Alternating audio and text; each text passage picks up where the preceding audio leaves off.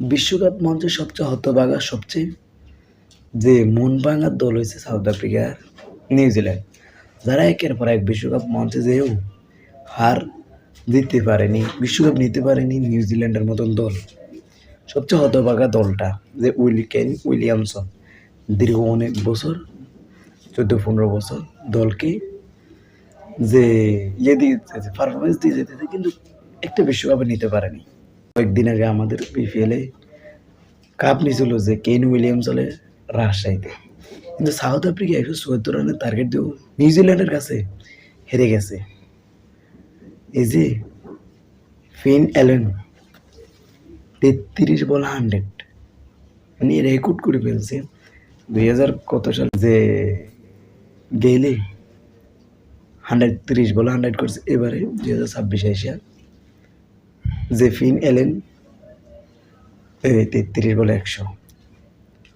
মানে south Africa 19 বার গেছে qualify বিশ্বকাপ মঞ্চে, 19 বারের মধ্যে তারা 9 বার সেমিফাইনাল খেলে হেরে গেছে, আর 10 বার কোয়ালিফাইয়ের আগের থেকে তারা বাদ হয়ে গেছে।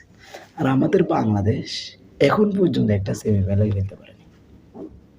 ওই 1974 সালে একটা ফাইনাল সেমিফাইনাল খেলছিল, আর একটাও খেলতে পারে।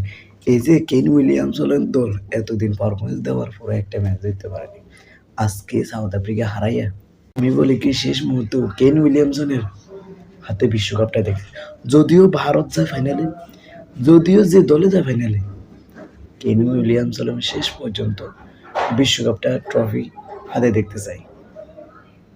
যে শুভকামনা অগ্রিম যে কেন উইলিয়ামসন আছেন, তাও ইংল্যান্ডের প্রতিপক্ষ যে সেমিফাইনালে যোগদান করছে নিউজিল্যান্ডের সাথে, খেলা কিন্তু হার্ড হবে, কেউ কারো করে এক চুল পরিমাণ ছাড় দেবে না। যে ইংল্যান্ড যে ক্রিকেট জন্ম দিয়েছে, যে ইংল্যান্ড ক্রিকেট জন্ম দিয়েছে, ওই ইংল্যান্ডের সাথে নিউজিল্যান্ড ম্যাচ কিন্তু হাড্ডাহাড্ডি বাঘ সিংহের লড়াই।